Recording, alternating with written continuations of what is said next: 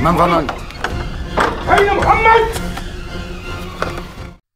वालेकुम दोस्तों, हज़रत हिशाम रज़ी ताला अन्हो और हज़रत अय्याश रज़ी ताला अन्हो का ज़ाहिरी इस्लाम छोड़ना कुरैश मक्का के लिए एक कामयाबी थी, लेकिन इस कामयाबी की हिजरत करने वालों की मुस्तकिल और मुसलसल रफ्तार के सामने कोई अहमियत ना थी। मक्का के बाज़ बड़े बड़े मकान अपने मकीनों से खाली हो चुके थे। इनमें इक्का दुक्का ज़ईफ़ुल उमर अफराद के अलावा कुछ ना बचा था। ऐसा शहर जो 10 साल पहले अमीर तरीन और हम आहंग था, अब वहाँ के हर शय बदल चुकी थी और इसमें तब्दीली का जिम्मेदार सिर्फ एक शख्स था।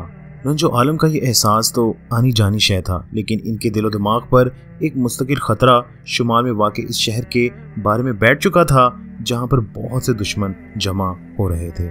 ऐसे दुश्मन जिनको अगर अपने मजहब की खातिर लड़ना पड़ा तो वो कुर्बतदारी और खूनी रिश्तों की भी जरा बराबर परवाह ना करेंगे। मक्का के मकीनों ने रसूल सल्लल्लाहु अलैहि वसल्लम की जुबानी ये सुन रखा था कि कुरैशियों, मैं तुम्हें कत्ले आम की खबर देता हूँ। इन्हें ये अल्फाज कभी नहीं भूले थे।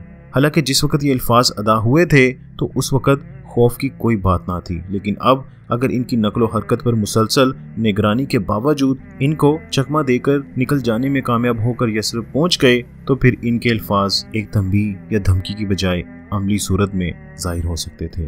रसूल सल्लल्लाहु अलैहि वसल्लम को तहफ़्फ़ुज़ देने वाले मुतइम की वफ़ात ने कुरैश मक्का के लिए अपने मंसूबे पर अमल आसान कर दिया। इस पर मज़ीद आसानी अबू लहब ने अपने इस अमल से पैदा कर दी, जो जानबूझकर इस इज्तिमा से गैर हाजिर रहा, जो कुरैश ने इस मसले को हमायती तौर पर हल करने के लिए बुलाया था।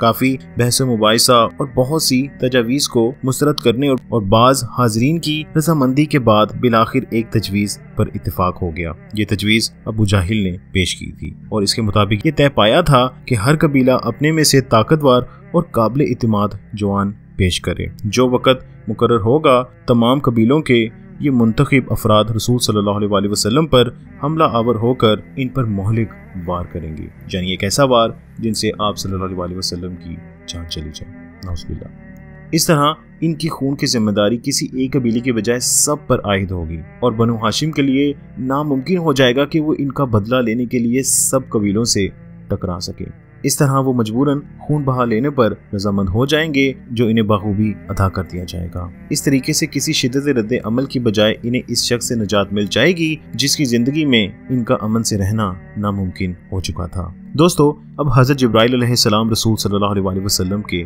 पास आए और इन्हें बताया कि इन्हें क्या करना चाहिए। ये दोपहर का वक़्त था और रसूल सल्लल्लाहु अलैहि वसल्लम की आमद का वक़्त खिलाफे मामूल था। अब सीधा हज़रत अबू बकर रज़ी ताला अन्हो के मकान पर गए। हज़रत अबू बकर रज़ी ताला अन्हो ने इस घड़ी जैसे ही इन्हें देखा तो फौरन समझ गए कि कोई ख़ास मामला है। सईदा आयशा रज़ी ताला अन्हा और इनकी बड़ी बहन सईदा अस्मा रज़ी ताला अन्हा अपने वालिद के साथ थी।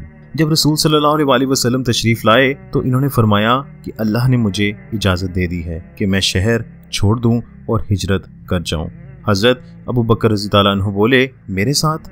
आप सल्लल्लाहु अलैहि वसल्लम ने फरमाया, हाँ, तुम्हारे साथ। इस वक्त सैयदा आयशा रज़ी ताला अन्हा 7 साल की थी। वो बाद में बताया करती थी कि इससे पहले मैं नहीं जानती थी कि कोई इंसान खुशी के मौके पर आंसू बहा सकता है, लेकिन मैंने इस दिन अबू बकर रज़ी ताला अन्हु को देखा कि वो इन अल्फाज को सुनकर रो पड़े थे। जब रवानगी का मंसूबा बन गया तो रसूल सल्लल्लाहु अलैहि वसल्लम घर वापस तशरीफ़ लाए और हज़रत अली रज़ी ताला अन्हु को इतला दी कि वो यसरब के लिए रवाना होने वाले हैं और इन्हें हिदायत की कि इस मौके तक मक्का में ही क़याम करें जब तक वो तमाम अमानतें इनके मालिकों तक न पहुँच जाए जो इन्होंने इनके पास रखवाई हुई थी। दोस्तों, ऐसा कभी ना हुआ था कि आप अमीन के लक़ब से ना जाने जाते हों।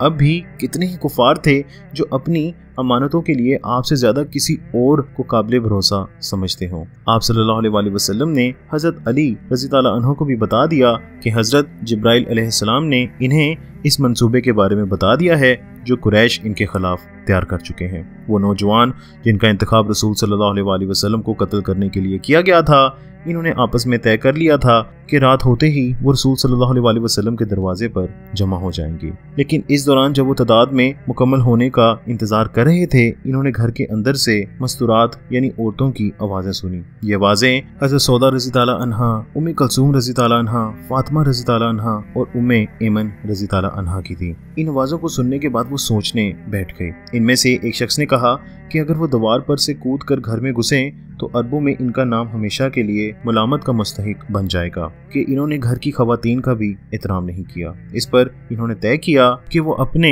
मतलूबा हदफ का घर से बाहर निकलने का इंतजार करें। वो जानते थे कि रसूल सल्लल्लाहु अलैहि वसल्लम अपने दस्तूर के मुताबिक सुबह सवेरे घर से बाहर निकलेंगे। रसूल सल्लल्लाहु अलैहि वसल्लम और हजरत अली रज़ी ताला अन्हु को जल्द ही बाहर दुश्मनों के इकट्ठा होने की खबर हो गई। रसूल सल्लल्लाहु अलैहि वसल्लम ने वो अबा उठाई जिसे वो ऊपर से लेकर सोया करते थे और हजरत अली रज़ी ताला अन्हु को ये कहकर सुपुर्द की कि तुम मेरे बिस्तर पर लेट कर सो जाना और ये अबा अपनी गिर्द लपेट लेना, तुम्हें इन लोगों से किसी किस्म का कोई नुकसान नहीं पहुंचेगा।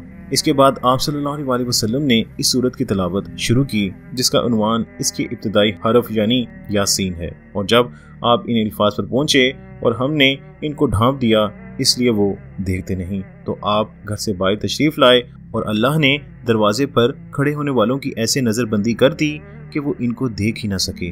आप सल्लल्लाहु अलैहि वसल्लम इन लोगों के दरमियान से गुजर कर निकल गए। दोस्तों, रसूल सल्लल्लाहु अलैहि वसल्लम की मुखालिफ सिमत से एक शख्स आ रहा था। इसने आप सल्लल्लाहु अलैहि वसल्लम को पहचान लिया। थोड़ा फासला चलकर जब वो रसूल सल्लल्लाहु अलैहि वसल्लम के मकान से थोड़ा हटकर गुजरा और मकान पर लोगों को इकट्ठा पाया तो इसने वहीं से पुकार कर कहा कि अगर वो मोहम्मद सल्लल्लाहु अलैहि वसल्लम की जुस्तजू में हैं तो वो घर पर नहीं बल्कि कुछ ही देर पहले जा चुके हैं।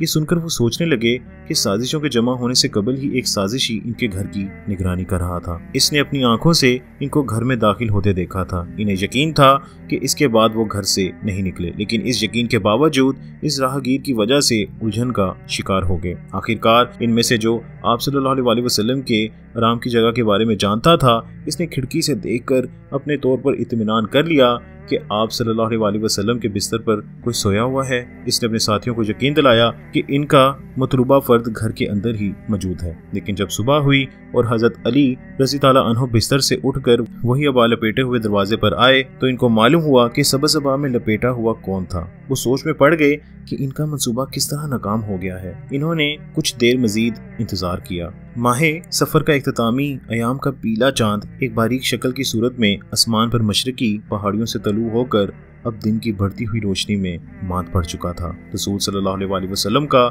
कोई पता नहीं था।